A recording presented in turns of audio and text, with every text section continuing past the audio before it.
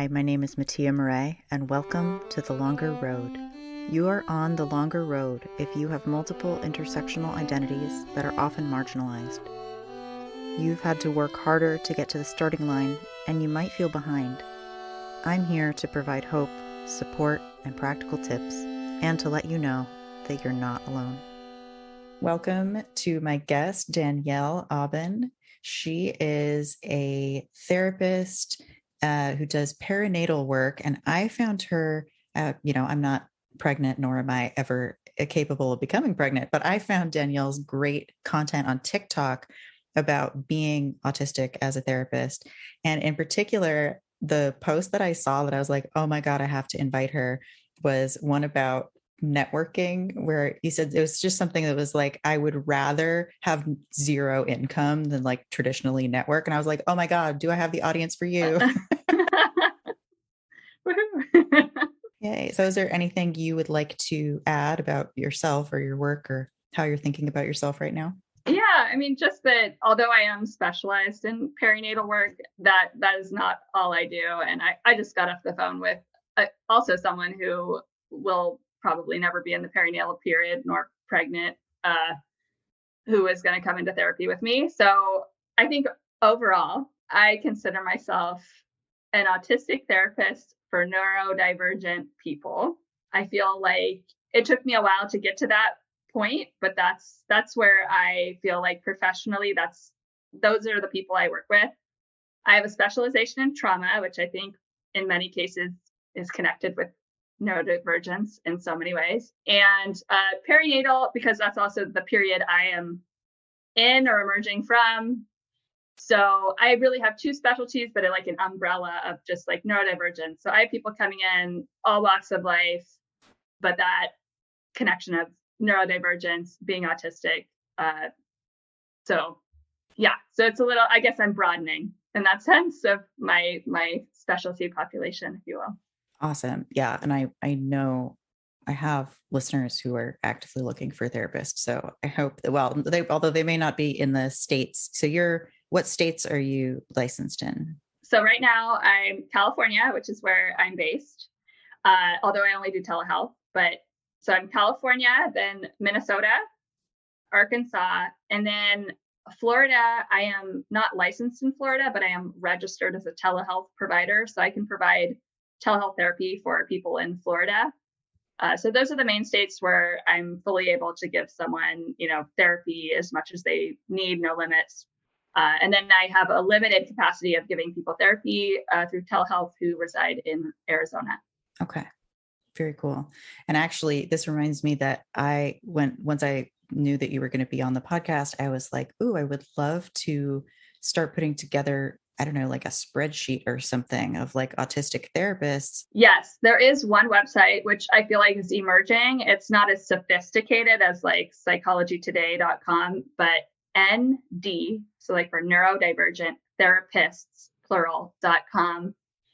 I think it's run by one person, a clinician, and they are continuously adding people, but it's not like you get to like search, and it's limited. And that may also be due to clinicians maybe not necessarily being as open. Like you said, you can look for therapists, right, and they say like neurodivergence affirming, but it isn't really clear if they're also neurodivergent identified, which for a lot of us, that's important, than just being like neurodivergent aware, or like, what does neurodivergence affirming mean, right? It could be interpreted so many different ways. So we have yet to have a very like searchable, sophisticated, very populated, high trafficked website, if you will.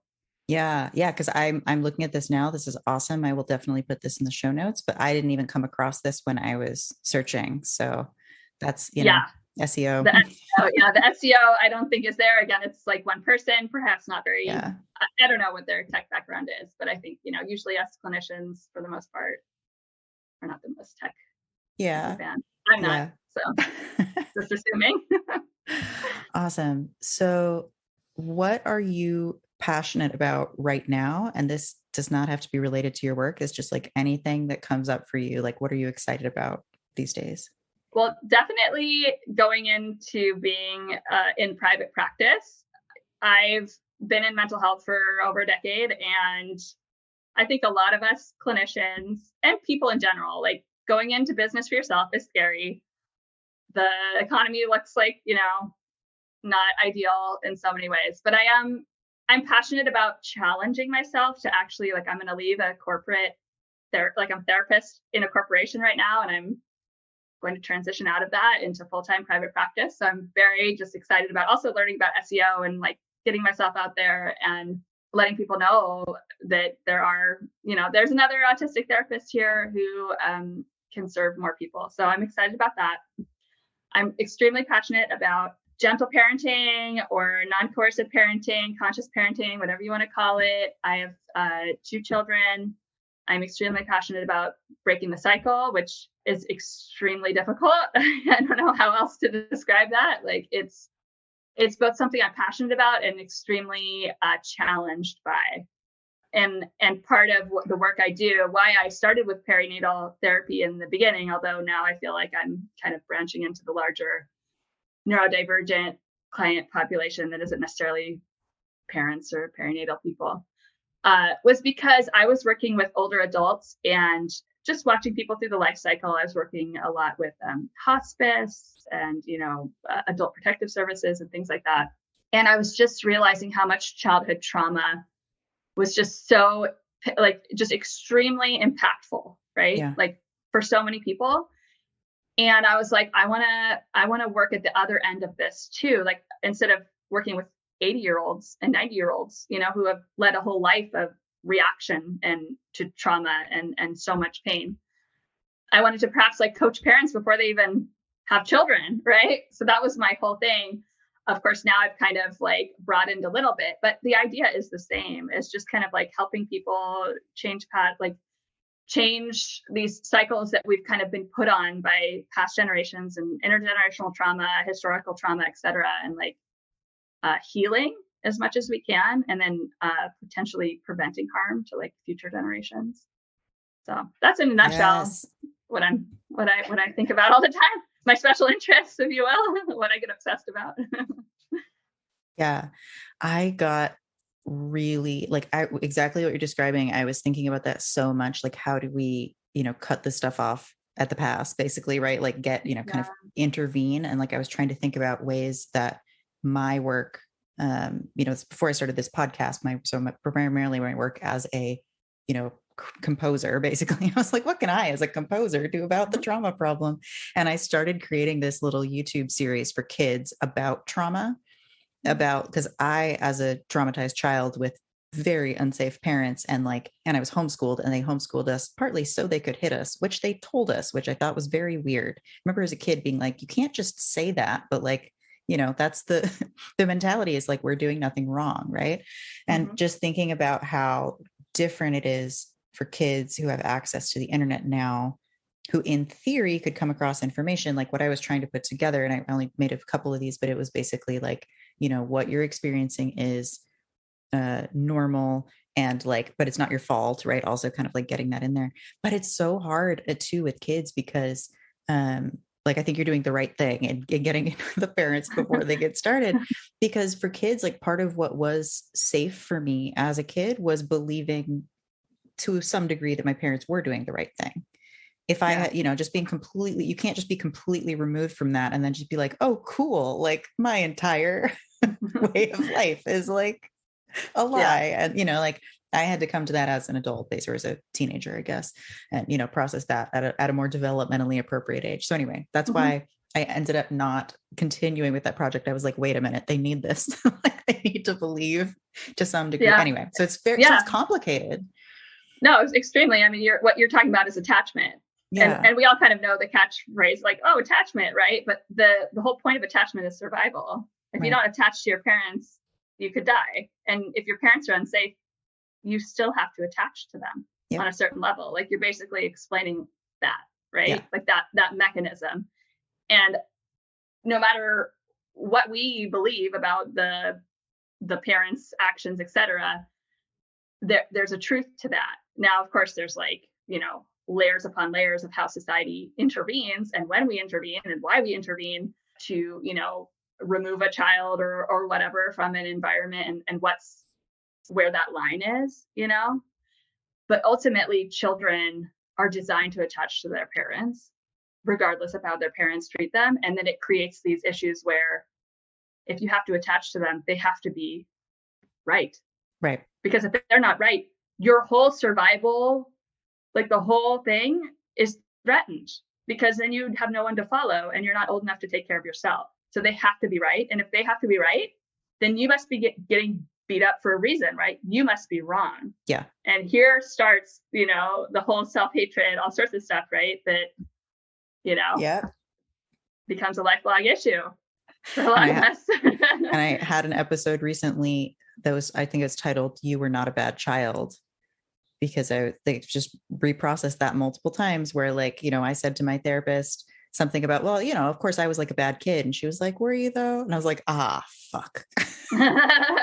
Yeah. Maybe not, Yeah. But it's that. Yeah. Yeah.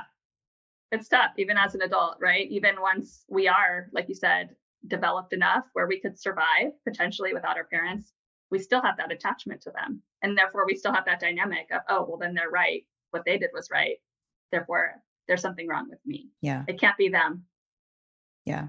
Can I ask how you got interested in trauma as an area? Because I know obviously in therapeutic training, obviously everybody learns some, but it's a tough area to work in. So what kind of sent you in that direction? Well, I would consider myself a wounded healer. I think there's an archetype of that. If you get really into Jungian psychology, which I've also nerded out on that a lot, like Joseph Campbell and all that myths and stuff. I think I was attracted to it because I experienced trauma at multiple ages, multiple types of trauma. And even there's, intergenerational trauma as far back as I know, and historical trauma. My mom's side of the family were Jewish refugees, and they came here, and the trauma lived on in how they treated their children or what they kind of allowed happen to their children. So I think on many levels and also unconscious, I've been carrying that. It's part of who I am. And so I've never shied away from it. I worked as a sexual assault response counselor, where I would be going to the emergency room during the exams and holding people's hands and comforting them through that. And I always was attracted to that work because I understand it. I understand what it's like to be harmed in that way. I understand what it's like to come from generations that get harmed in that way. So it's just a natural thing to just work in it and try to understand, well, how do you heal then? Okay, you get hurt, right? In the human body, right? We get hurt and we heal. Why is it that we get traumatized and we don't heal, or we get stuck, right? And we see people fall into all sorts of, destructive life patterns because of trauma. But when they break their arm heals. I didn't really understand that. And so it was kind of a quest to be well, is there ways people heal? Is healing even possible? And I think the answer is really complicated, but I guess in short, it's yes, kind of, I guess, Yes, kind of. So far, yeah. So I think it was personal, but also became professional. I think a lot of psychologists, therapists, we all come mostly as wounded healers. I think there's probably a minority of us that maybe aren't, but a very small minority. Yeah. And I just saw recently, I was reading some of the studies around autistic people having higher rates of trauma. I know there's kind of a range of studies out there. Is that an area that you've looked into in particular, the highly traumatized neurodivergent person? Yeah.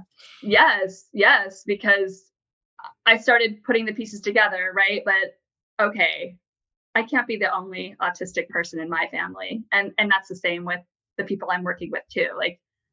So what was it like to have a parent with undiagnosed, unrecognized, unaccommodated, etc., neurodivergence?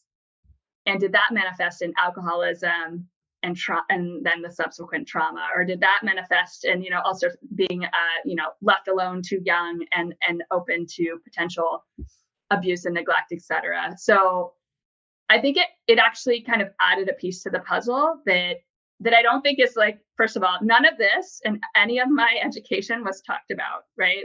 Master's degree in social work, did all these clinical hours, right, to become licensed. Never in my life did, and in any of my trauma courses, training, I'm trained in EMDR, et cetera, somatic experiencing. No one ever was like, oh, by the way, neurodivergent people, autistic people are way more at risk for this. If you look at exactly like what their lives have been like, or historically, right, like their families and like what they're coming into in this world, plus the fact that this world like is totally assaulting their senses and not designed for them. And, so that was never talked about. So I kind of had to put the pieces together for myself. And these studies coming out, the statistics of, how many people are, assaulted, abused, etc. I mean, it's jaw dropping. It's not surprising, but it's like, why aren't we talking about this? I think I only hear autistic people talking about this. Yeah. I think, Yeah. Which I think is sad, that we're kind of the only ones that I know about ringing the alarms, going like, this is atrocious. Like, we need to be protecting people more. We need to be educating everybody. But it's just us saying that, as far as I see. Yeah. And also, I mean, this is just something I think, because I like to read actual studies when they're not behind a paywall. Like I read as much as I can. And how much of the studies of autistic people, even when they're trying to do a good job, I'm like, you're just discovering signs of trauma. Like, right. Like your finding in the study was basically, yes, there's a bunch of trauma signs, but like, those aren't autistic traits automatically. You're just studying a lot of traumatized people and finding signs of trauma. Like, that's not shocking. Anyway, I'm like, there's this whole side conversation of just like how difficult it is to get good research done without autistic people in the room, basically like helping with study design. Yeah. And I would say that probably is not the norm right now, right? Like, considering how academia, et cetera, is structured and who's paying for the studies and who cares and who doesn't and all that. Like, I think those research studies would look a lot different if autistic people were more involved.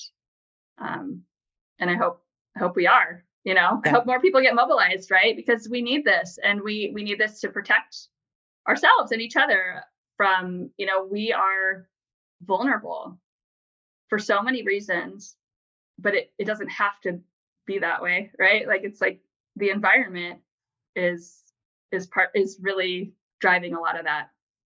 If we, were accommodated, if society was more neurodivergent friendly, if we were believed when we come saying that we were harmed, if we had a more trauma informed society, a lot of this would be different. I'm thinking of a story an autistic friend told me about being on like a school trip as a young kid, and the school bus driver hitting on her like horrendously, like definitely harassment. And that when she told the teacher was like, oh, you're just trying to get attention. And then like told the whole school bus that she was just trying. And I was like, that's the kind of shit that happens to autistic people. Like, I see the problem is in front of me. I'm speaking up to an authority figure, and then I get punished, for speaking up. And that is, its own potentially form of trauma. Well. Absolutely. I would say, there's some childism mixed in there. I mean, that we as a society don't believe children when they tell us what's going on. Oh, so much there too. I'm extremely passionate about the fact that America is now the only country in the world to not have ratified the UN, like whatever, the rights of a child or something. Declaration of the Declaration of the Right, because of the rights of the child. We don't want to give up things like, trying children as adults and then making them do labor in prison. And mad about it. I'm mad about it. Yeah. Yes. So to kind of like, I know that this is an enormous question, but I think about this a lot as somebody who's, been in a lot of therapy and like gotten a lot of help. There's this like, we have this like individual focus, right? Where it's like, I am coming to the therapist and I'm working on my stuff.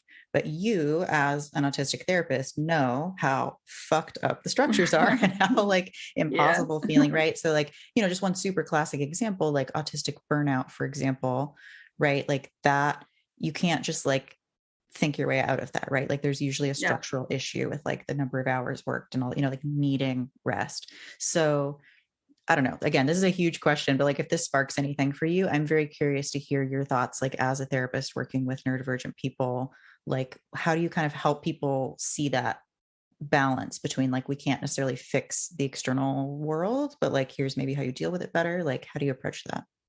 Yeah. I mean, I think it's a boat we're all in, whether we want to be here or not. Like it's one of those things where like there's parts of life like that you have like influence over, like your sphere of influence or whatever. And like the structural things of, although we all can do something, not one of us can do everything, right? Like we can't just like change the system overnight. And my background's in social work, which, is also its own kind of interesting field of trying to like enact structural changes, but also being kind of rooted in oppression and also like the problem, right? Like, so like trying to be the solution, but you're from the problem. And I feel like with therapy, I sometimes notice that in some ways, capitalism or the patriarchy, whatever, both, all of them, want to use therapy to make their workers more productive in a way. Like sometimes I feel like Yeah. I kind of notice that therapy is used in that way. And even the types of therapy, like kind of the old school therapists would call these like gimmicks, right? Like we're just trying to like kind of get you like less depressed enough, right? To like work the machines, like just get you like functional enough, which like that's really not the point of therapy, like the point of therapy is like, how can we like have like an enjoyable or like okay experience of life where you can experience it, like truly like arrive for it, right? With its ups and downs. Like can you get to a place where you can do that?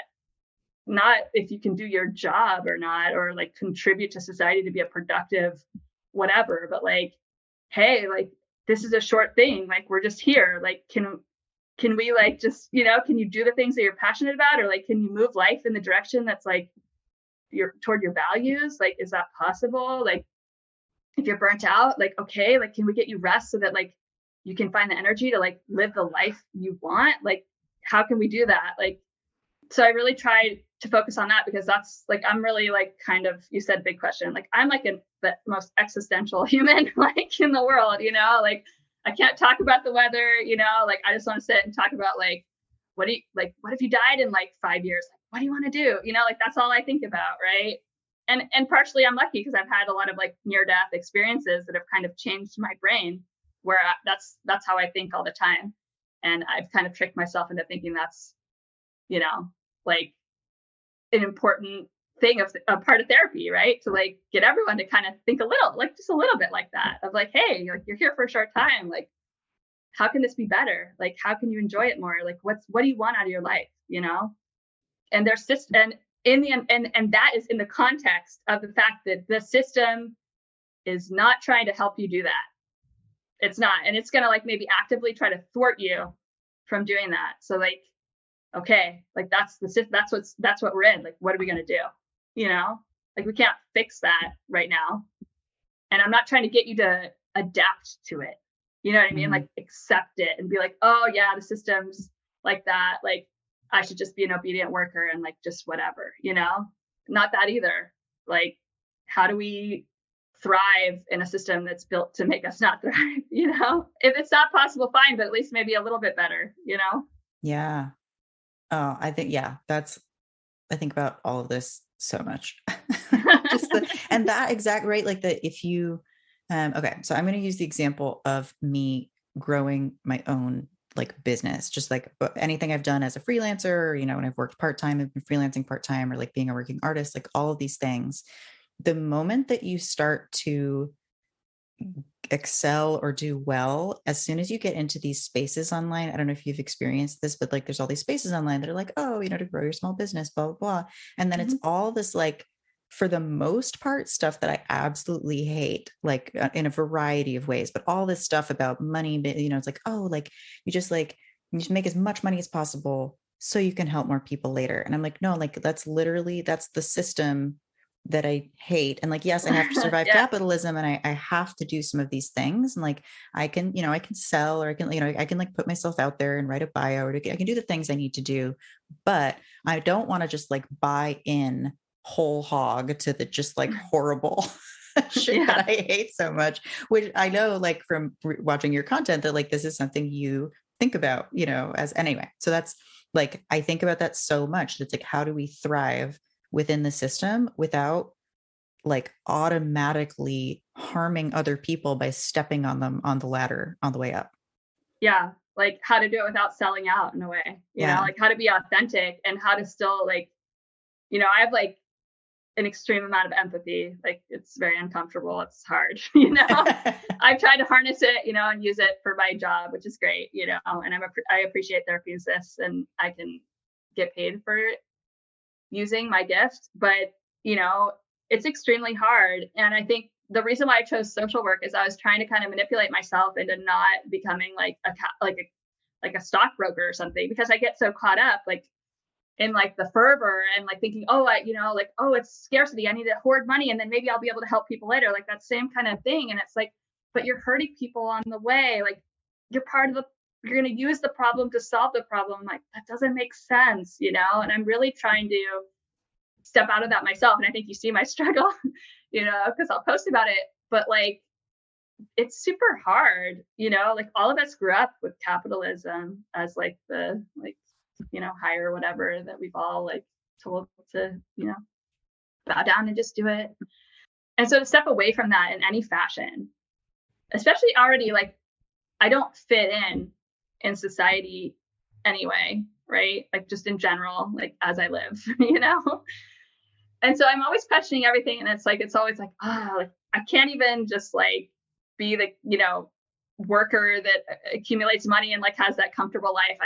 I just literally like physically can't do it, like I have to challenge it in some way or deviate, and so entrepreneurship is one way, but there's so many others, like the whole quiet quitting and stuff. Like you don't have to do everything they tell you to do, like I think we can have a little more freedom. It's uncomfortable and we have to fight for it, and we won't, follow what everyone's asking of us, but it's kind of like the only way. It's worth it, I think, it's just super hard. Yeah.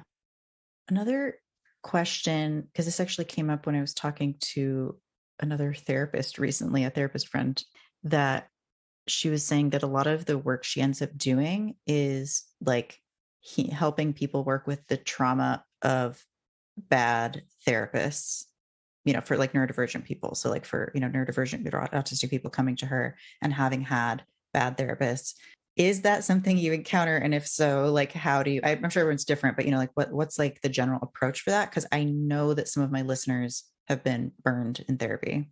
Yes. My first approach is to completely believe the person and listen to what they have to say, because I've heard all sorts of stuff. I'm actually shocked. Like I shouldn't be shocked because I'm like, of course, like therapists are coming from like the mainstream paradigm and like, of course they're not gonna, engage in the way that I think they should.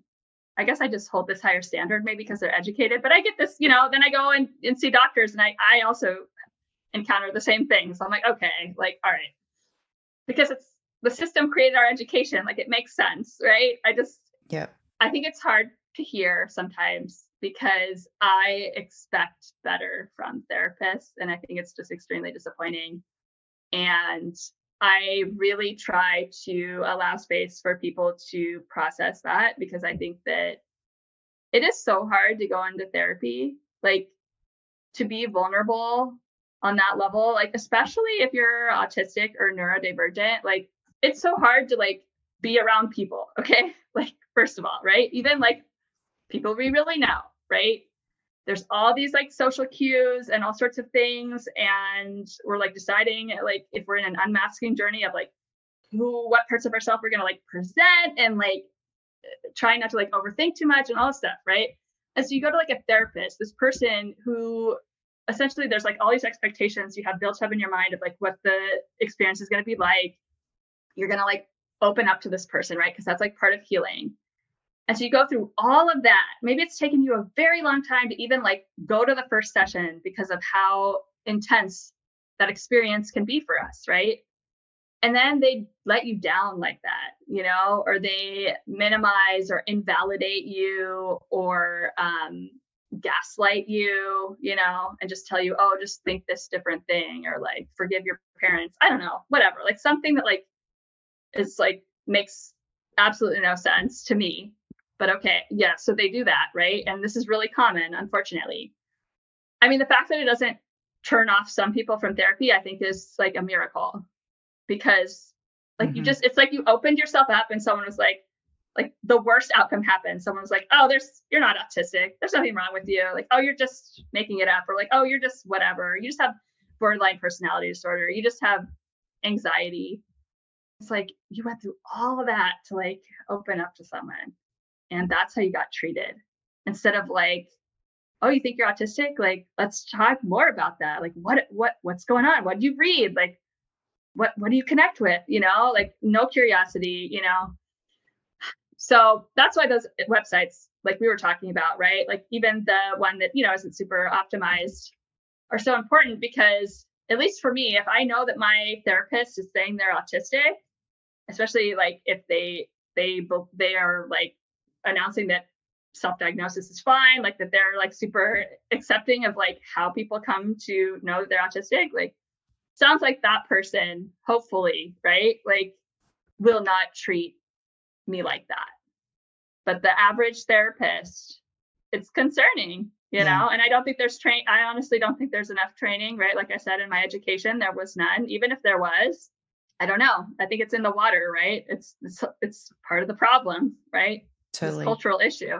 Well, and then, you know, you add on to that other identities, which, you know, it's like what my podcast is about, is like these, you know, multiple, and just how, you know, like, for example, I've had multiple, I would say my psychiatrists, probably more so than my therapists, have just been like, oh, what's gender about? Like, what, you don't like that? Like, I don't know, you know, and I have thankfully not had terrible experiences around it, but even like, I don't know, I was excited because I had a psychiatrist who was a gay guy, and I was like, oh, so he's going to be like, you know, down with all the, and he just like didn't really, he was just like, oh, explain it to me. And I was like, oh man, like, because it's not right. It's not just the negative things. It's also just the like constantly having to explain yourself. And like, I find that exhausting, to have to like constantly be like listing my identities and explaining them to people. It's like, sometimes I just want to exist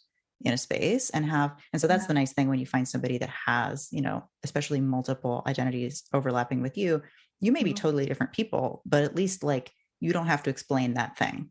Like they get it.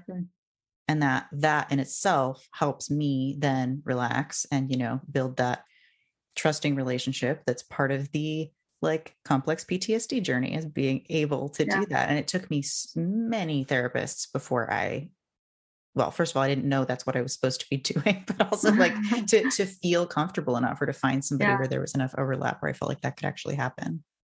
Yeah. And I wish it was easier to find someone and you didn't have to go through all that, you know, because it's like, oh my gosh, tell someone my story, invalidated or whatever, misunderstood, or I'm exhaustingly have to explain to them over and over again who I am and why what I'm saying makes sense, or the complexities of my humanity, you know?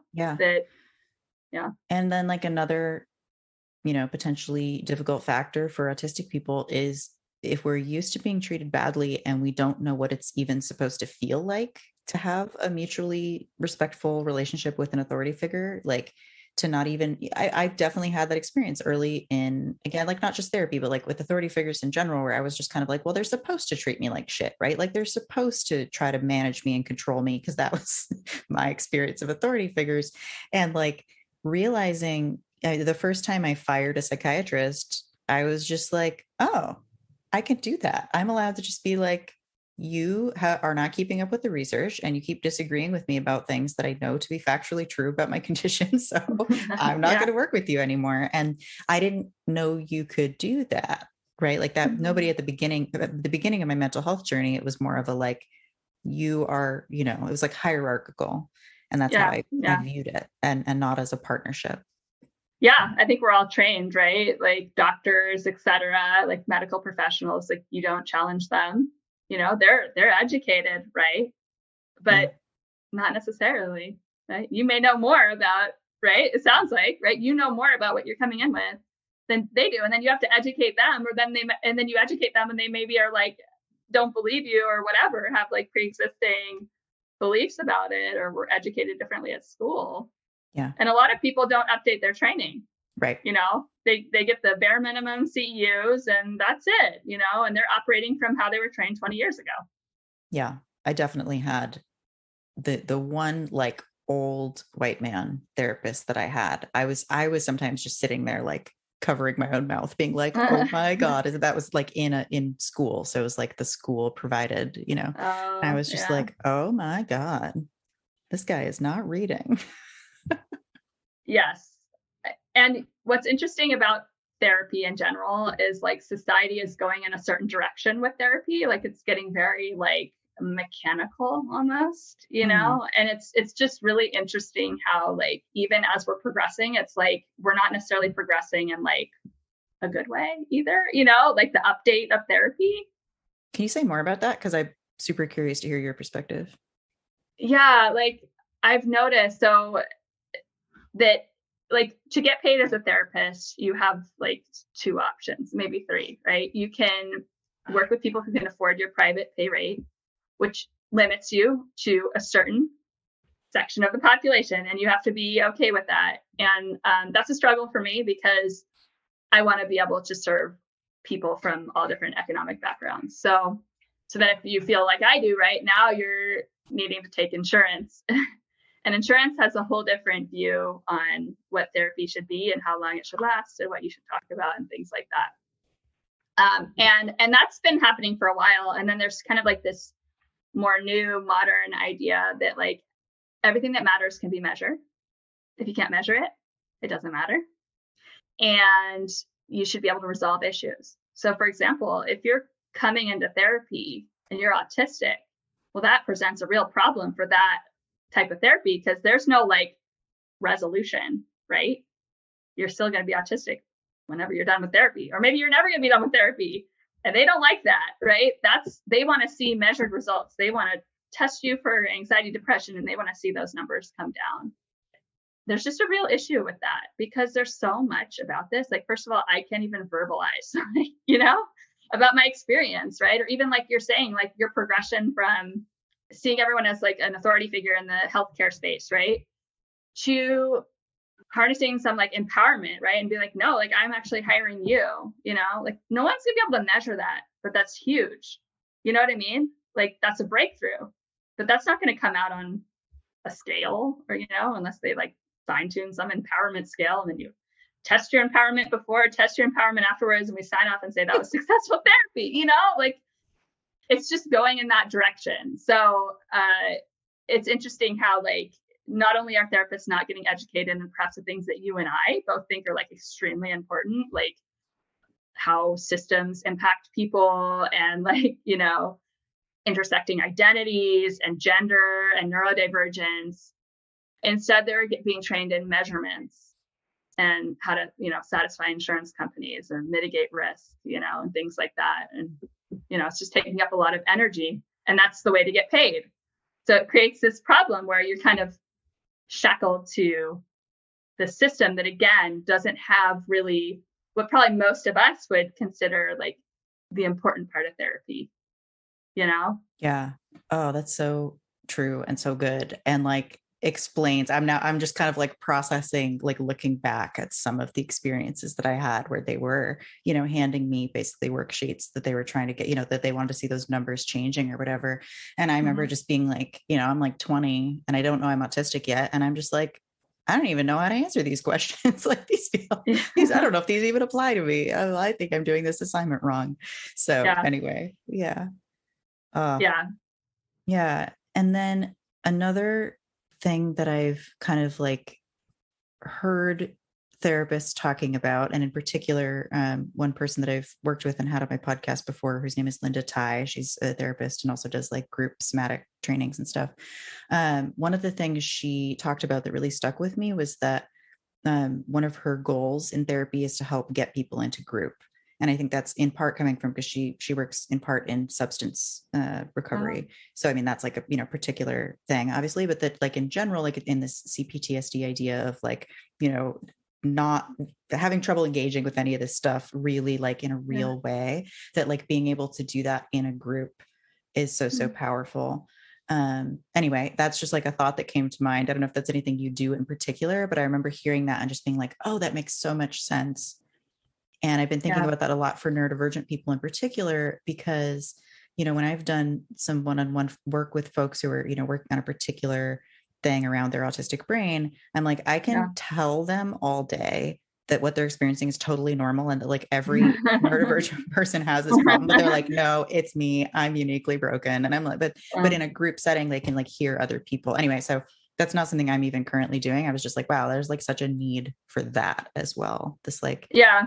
I've thought about that. Mm-hmm. Yeah, I think that's something I'm going to move into. I think it's also, it presents its unique challenges, right? Of like, making sure everyone gets to take up, enough space for themselves, et cetera. But I think like I had a video on TikTok. It's like my most popular video. Okay. It's, like basically the idea of like, you get lonely as an autistic person and then you go into a crowd and then you're like, this sucks, like, but that's like kind of the struggle, like to be both lonely, but having difficulty finding people to connect with, because the holistic culture, right?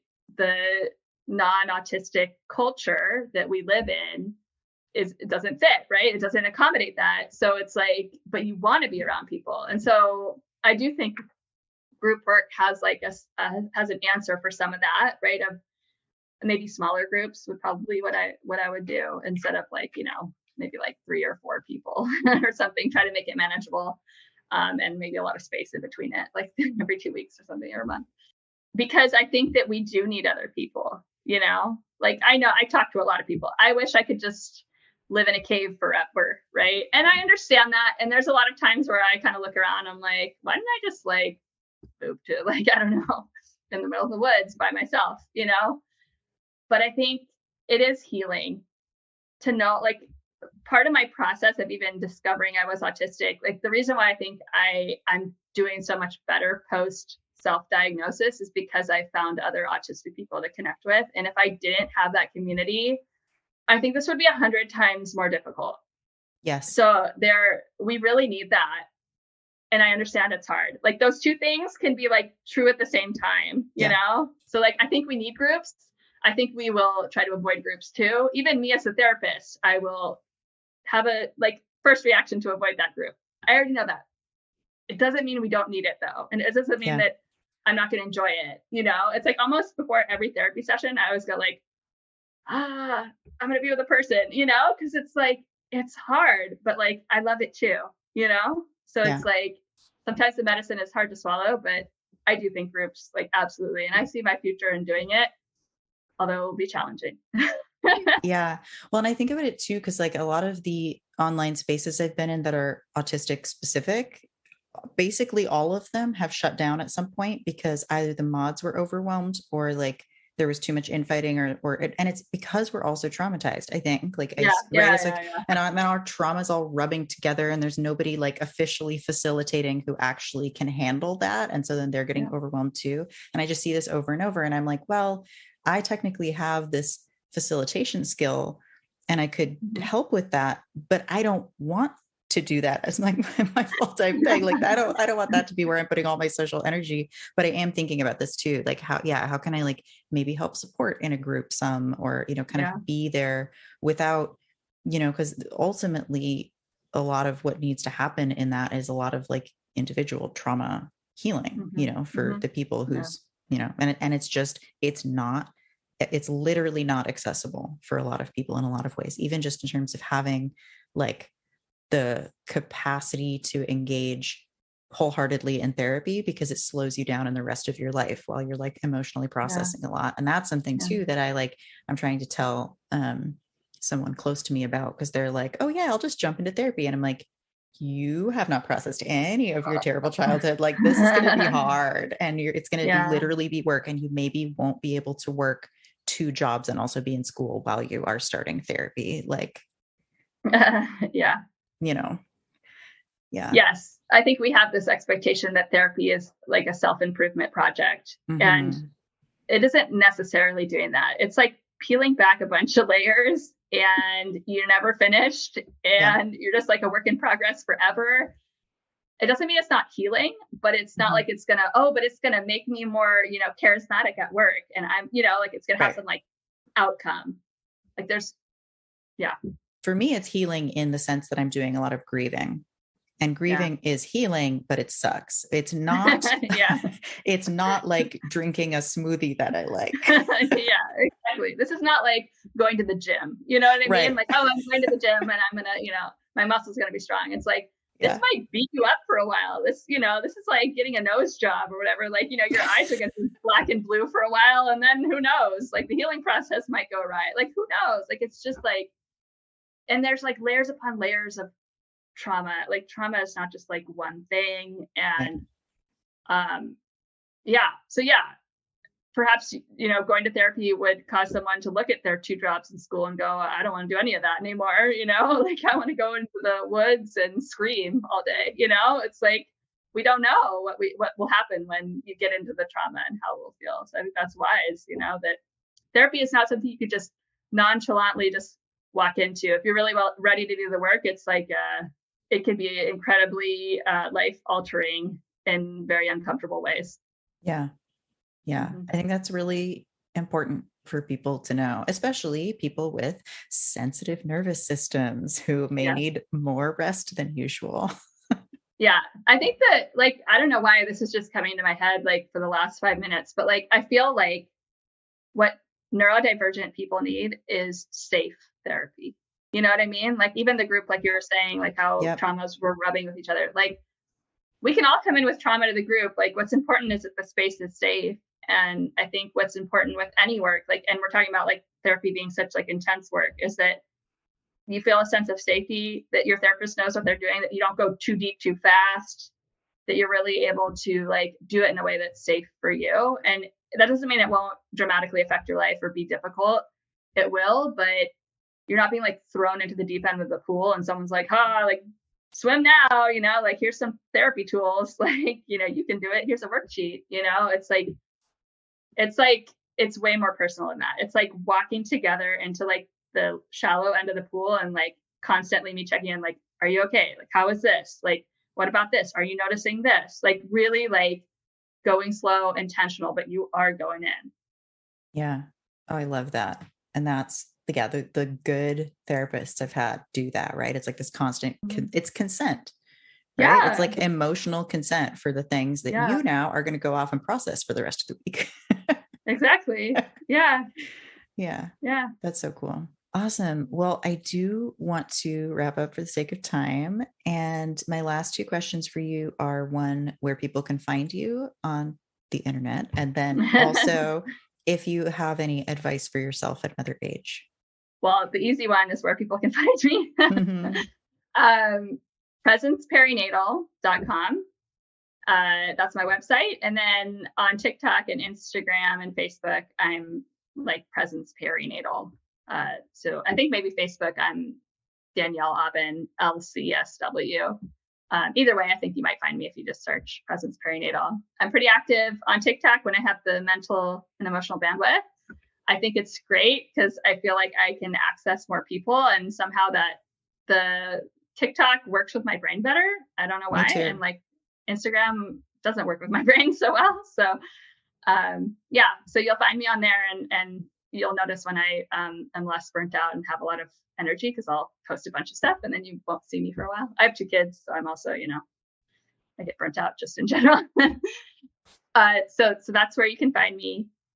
as far as any age, I would love to go back to myself, maybe even at age 5 or 6, and be like, you have something called autism. You are autistic. There is something about you that is different. You didn't, like, that's why kids might not understand you, and they're putting potato bugs down your shirt and, saying mean stuff to you. And that's why you read Shakespeare at age 6 and try to direct Shakespeare plays all the time, and no one understands what you're talking about.